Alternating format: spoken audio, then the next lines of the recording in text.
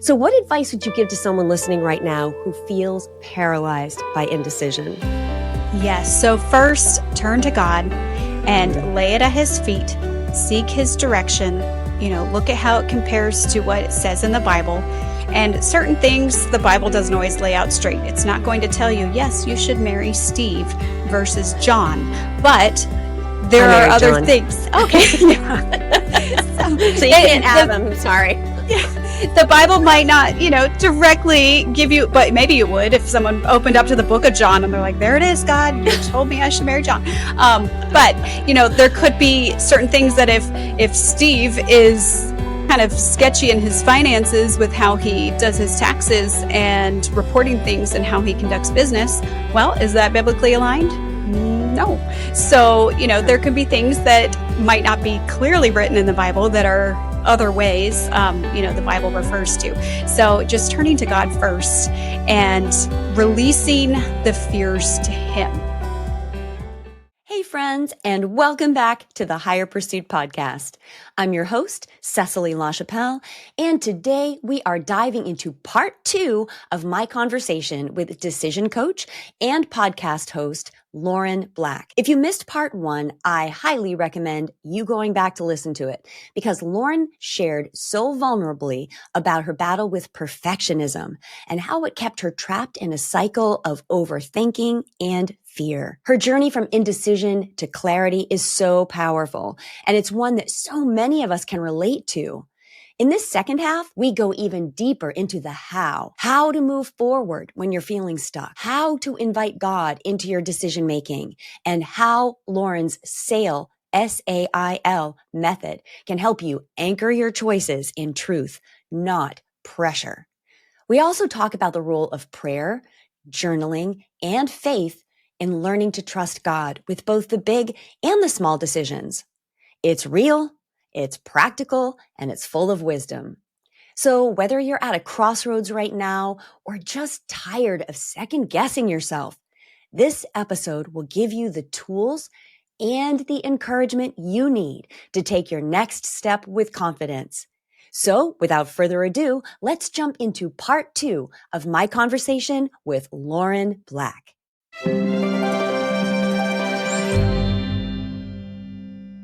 I love that. So let's talk about the SAIL method and anchored decisions. And so at what point did you realize the process that you were developing for yourself could help others? Or did you know that right from the start? Well, that was part of the calling. When God gave me the theme of helping people with decisions, He was like, you need this for you. And there are other overthinkers like you that need this as well. So all along, I knew that this was the framework I needed to build. And funny story, at one point I had listened to a podcast. This was way before getting into decision making. I listened to a podcast that said 3 steps to better decision making. And I was like, yes, I need this. So I got out my pen and paper, was ready to take notes. And the girl goes, step 1, decide. Step 2, commit. And I was like, wait, go back to step 1. Like, not everyone can just decide. That's what I need the most help with. And so I was like, I need to create a framework that helps those with my brain to be able to make that decision confidently and feel good about it. Yeah. And so that is how I came up with the SAIL method, and that's SAIL. And I don't know if you want me to dive into, the acronym and what it stands for. Go for it. Okay. So the SA is your self-awareness. That's the foundation, as I had mentioned, the passions, your personality, your preferences, priorities. So you really have to know yourself well in order to make decisions. And I found that, if you ask someone, hey, do you know yourself? People would be like, of course I know myself. But when you sit down and think, okay, if you have this option A that conflicts with this option B that you thought were both priorities, which one do you choose? And that's what makes some of those really tough decisions so hard, because we've got these conflicting priorities that we thought were both a top priority. So you really have to get to know yourself and what is the order of your priorities. What do you really care about? And what are your long-term goals, desires, passions, so that you're not just living for what feels good in the moment, but you're Mm-hmm. looking at the repercussions of your decisions and how they'll play out long term. So that Yeah. self-awareness is just the foundation. Really get to know yourself well before moving on to the I, which is impact. So you want to look at how does this decision impact different areas, key areas in your life. So we look at financially, relationally, emotionally, physically, and spiritually. And you Mm. want to make sure you can check off all of those boxes to make sure that things make sense Wow. and just be aware. Sometimes we might think through some of the finances, but you don't look at the long-term repercussions or what all it affects. You know, buying an older house, you might look at the character of the house and say, oh, it's so cozy, it's so Mm. nice. But there might be a lot more maintenance issues with a lot older of a house than a new house. And Mm. so there's things that down the line, you want to make sure that you've got all those finances calculated out and that you're not just guessing. Sometimes we might think, oh, well, if I go back to work, you know, and I've got little ones at home that I'll just put them in childcare. But sometimes childcare is more expensive than what you'd be bringing in. And so Right. financially, it might not make sense. So you really want to take a good look at those impact zones, get a reality check, and just be aware, even if it's something that it might be an obstacle you're willing to overcome. It might not be a non negotiable make or break thing, but you need to be aware of it and you need to look back at that self awareness foundation and say, okay, am I willing to overcome this? Am I willing to put up with the emotional stress of that option? Mm. And then That's finally, good. some people actually come up with their decision in the SA and I section because you've laid that foundation, it becomes clear. But for those Mm. really tough decisions and those who are extremely overthinkers, then you rely on the L, and that is your litmus test. So the final Ooh. test is to look at your top priorities and be able to evaluate each option according to how it best fits your priorities. And I have a whole weighted decision scorecard that calculates a numerical score for you based That's off of awesome. what you put value to. And so that way, people who tend to overthink can see, oh, I scored a 600 in this one and a 400 in that one. Obviously, according to what's important to me, this one hits it better, even though sometimes, That's and that's awesome. when we like to go back on our decisions because we start to question ourselves. Like, is that really the better option? But I'm going to Mm. miss this about that option. Right. And so Right. when we can go through the proper steps of this framework and come up with, you know, our priority list and figure out which one is that best option, that helps us then cling to the reasons we chose it and be So able to good. stand firm in what's best for us. I love that. So you encourage people to invite God into their decision-making process. So how and when does that part happen? Yes, so that's actually the kind of prerequisite to the SAIL method. And Yeah. I start my workbooks off saying, you know, do not even open this until you have prayed through your decision. Like some people might not even need the SAIL method framework because God might reveal it to you in the prayer time. Now, Yeah. often God gives us the decision to choose, and that's when the Mm. framework comes in handy. But prayer Yeah. should always be the first step. And then throughout, and even all of my workbooks, when God called me to help Christians make decisions, I'm like, I can't separate God out of these workbooks because he's a Mm. part of every single part of that. And so even the Mm-hmm. impact zone of spiritually, you know, how does this align with the Bible and the word of God? And, you know, is this moral? Is this spiritually aligned with God's callings for you and your life? And not Right. looking at what others' expectations are of you, but looking The, at what God has laid out for you. do you think that that one right there, what you just said, the expectations of other people, do you think that that is a really big struggle amongst Christian women? Or is it just Christians, men, women, or I mean, who do you think struggles with that the most? Because I know that one hits me often.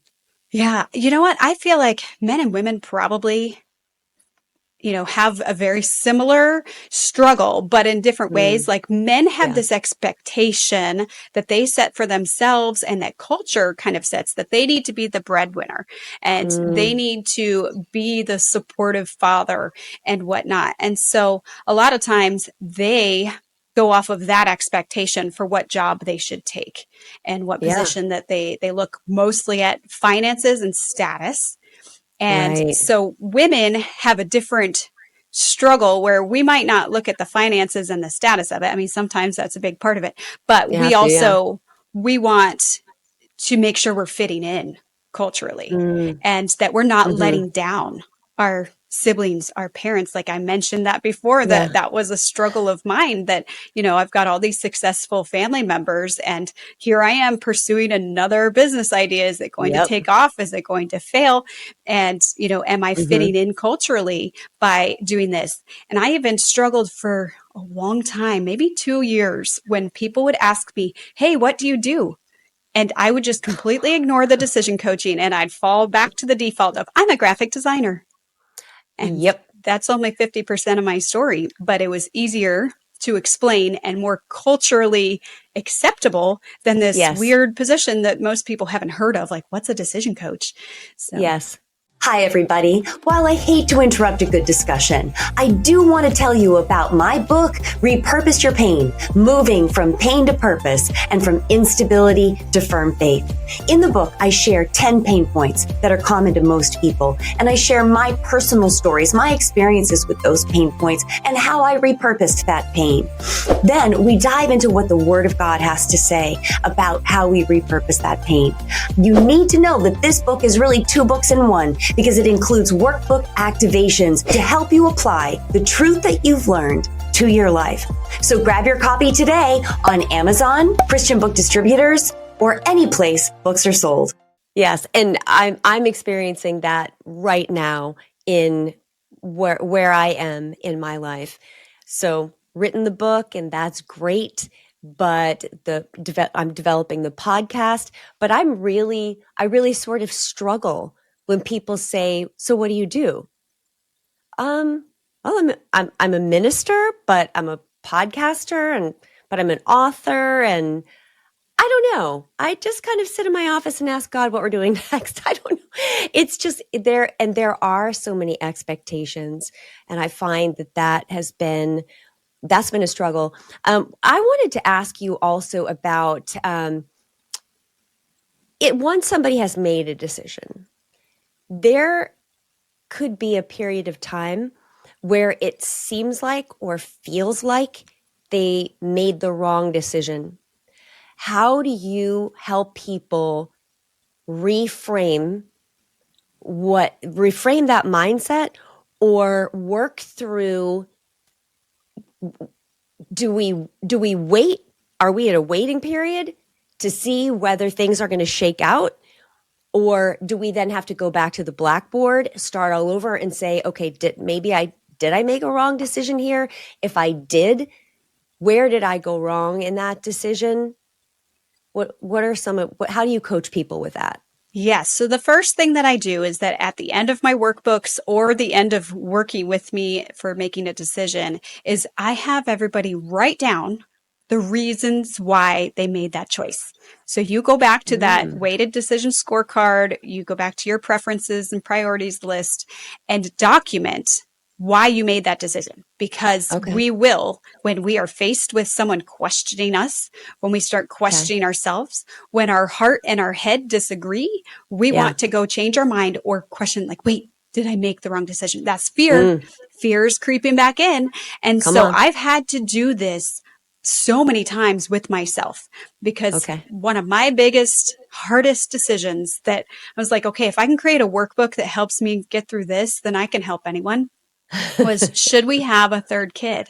We have 2 boys and I would love a third. I would love a daughter. My husband is completely done. And so after going through certain things and writing out, going through my whole sale method and my decision-making guide, we have realized we are good at 2. And I have to go back to the reasons why we are good at 2 over Yes, and over, like every I month around bet. my cycle. I have to go back to that because baby fever starts setting in and I start craving that. Like, I need a girl. Yeah. So that's one part, is just clinging to the reasons and having them written down so that you can return to those. And then Wow. another kind of mindset shift you have to make is realize that other than life and death, most decisions are not permanent. You can reverse things. Now, if you leave your job, will you get that same exact job back? Not necessarily. My brother Right. did it once, but if once he left again, Mm. they're probably not going to give it back a third time. Yeah. Yeah. So, Yeah. but you could find a similar job for someone Hmm. else, and who knows, it could be better. So people get this Right. fear that, like, oh, if I leave this position, I'll never get another position like this. But that's not always true. And that is Yeah. fear speaking to you once again. And so Mm. reset your framework to that. Okay, most things, if you move away, you can move back. If you sell your Yeah. house, there will be more houses you can buy. And some of them do have consequences. If you sell in a, buyer's market and then the economy crashes and you're buying Yeah. in a seller's market, that's kind of, you take a hit there financially, but Yes. that doesn't mean that decision has to be final and forever. So, Yeah. That's great advice. I love that. I love that I'm actually going to do that with some decisions that I have made. I'm going to go back and rehearse what were my whys. I just bought this like sticky whiteboard stuff that it's like peel and stick. And I had it when I was writing the book on my one entire wall of my office. And I took it down because there was a minute we thought we were going to sell our house. And then we changed our mind on that decision and decided we're not going to sell our house. So I had repainted my whole office and all that. So now the sticky whiteboard is going back up because I'm a visual person. And sometimes to hash out decisions, I have to see it up on the board. And I have to be able to erase things. And I just love that I can look over and be like, okay, yep, that's right. Or that's my direction. And I also love crossing things off. It's very gratifying to cross things off my list. So I am going to put that sticky whiteboard back up and I'm going to go back through my whys and cling to those. I love that. So what advice would you give to someone listening right now who feels paralyzed by indecision? yes. So first, turn to God and Mm. lay it at his feet, seek his direction. Look at how it compares to what it says in the Bible. And certain things the Bible doesn't always lay out straight. It's not going to tell you, yes, you should marry Steve versus John, but I there are married other John. things. Okay. Yeah. So So you can't have him. I'm sorry. the Bible might not, directly give you, but maybe it would if someone opened up to the book of John and they're like, there it is, God, you told me I should marry John. But there could be certain things that if Steve is kind of sketchy in his finances with how he does his taxes and reporting things and how he conducts business, well, is that biblically aligned? No. So, Yeah. there could be things that might not be clearly written in the Bible that are other ways, the Bible refers to. So just turning to God first and releasing the fears to him. And, Mm. sometimes even with that decision of, should we have another baby or not? One of my friends was like, Lauren, half of these reasons that you had for stopping are just fear based. And that's Oh, true that wow. sometimes God will help you overcome those when you get to that point. It's like you with leaving your job without having a full plan of what's Yeah. next for your ministry.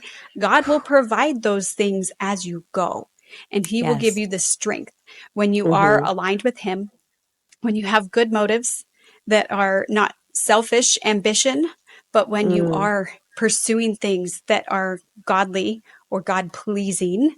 And, and then if you're still stuck, go through the sale method. I've got I've got a blog post on it. My podcast talks about it. I've got my decision guides that go through it.